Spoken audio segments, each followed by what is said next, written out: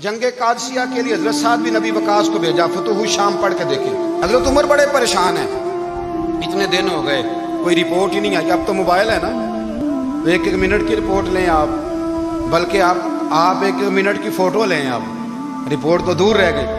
हजरत उमर फारूक रदी अल्लाह ताला अन्हु बड़े परेशान है कि कादसिया में हजरत साद बिन नबी वकास के साथ लोग जिहाद करने के, रिपोर्ट कोई नहीं आ रही। इतने परेशान थे कि बाहर निकल के ना उस रास्ते पे बैठ जाते जो रास्ता कादसिया की तरफ से आता था। उस जो भी आता जाता पूछते जंग के क्या हालात हैं। उधर जब अल्लाह ने फतह दे दी ना, तो हजरत साद बिन नबी वकास रदी अल्लाह ताला अन्हु ने ना एक कासिद को खत दे के भेजा, कहने लगे उमर के पास जाओ, उन्हें इत्तला दो कि अल्हम्दुलिल्लाह अल्लाह ने इस्लाम को फतह अता कर दी। ये हजरत उमर को जाके देना।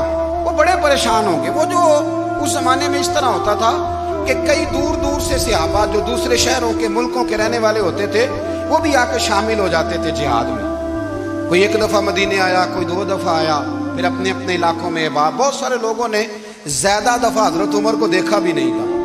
वो जो कासिद खत लेके आया था ना, उसने एक आध दफ़ा देखा था, हजरत उमर बूढ़े हो गए, वो पहचानता नहीं था। मेरी बात की समझ आ रही है आप हजरात? उधर से वो खत लेके आ गया। हजरत उमर मदीने से बाहर निकल के उस रोड पे बैठे थे जो कादसिया से आता था।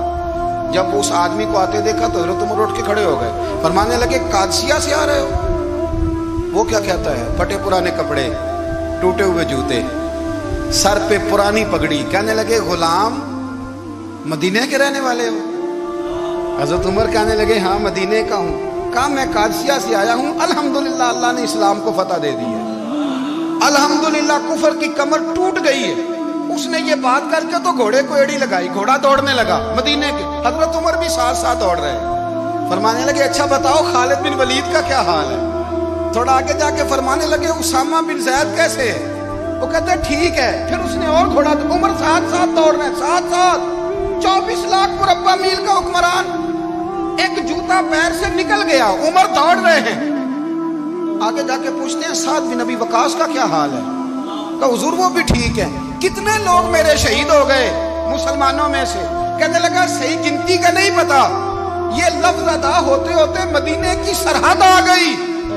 लोगों ने उमर को घोड़े के साथ दौड़ते देखा तो कहा अमीरुल मोमिनीन क्यों दौड़ रहे हैं? वो गुलाम छलांग लगा के नीचे आया, कदमों में बैठ गया। कहने लगा हुजूर आपने बताया ही नहीं आप अमीरुल मोमिनीन है। आप फरमाने लगे क्या बताता? मैं तो ऊंट चराने वाले का पुत्र हूं, क्या बताता? वो उमर हूं जिसने अपने गुनाहों का हिसाब देना है, क्या बताता? जो साद बिन नबी वकास को जिहाद पे भेज के खुद बुज़दिलों की तरह घर में बैठा है, क्या बताता? कोई हैसियत नहीं, कोई तार। तूने अच्छा किया, तू तो मुजाहिद था, मुझे साथ साथ दौड़ाया, तूने अच्छा किया। जितने लोग थे चीखे मार के रोने लगे। हजरत फारूक आजम से कहने लगे उमर जब तक तेरे जलवे रहेंगे अल्लाह कामयाबियां ही अता फरमाएगा, जब तक तेरा रंग रहेगा अल्लाह ताला नवाजता ही रहेगा। कुछ नहीं, कभी अपना आप जाहिर ही नहीं किया। बहुत बड़े थे, बहुत बड़े थे हजरत उमर, बड़े थे, लेकिन सारी जिंदगी अपने मुहाल। हजरत अबू राफे गुलाम थे, कुरान पाक बड़ा सोना पढ़ते थे। हजरत उमर जब भी उन्हें मिलते कहते अबू राफे तो उमर से अच्छा है, कुरान बड़ा शानदार पढ़ता है। तो वो कहते हुजूर अगर मैं कुरान सही पढ़ता हूँ तो आपको कुरान की तशरीह ज्यादा सही आती है, आप भी तो मुझसे अफजल हैं। तो आप फरमाते नहीं फिर भी तो मुझसे अफजल है। क्यों?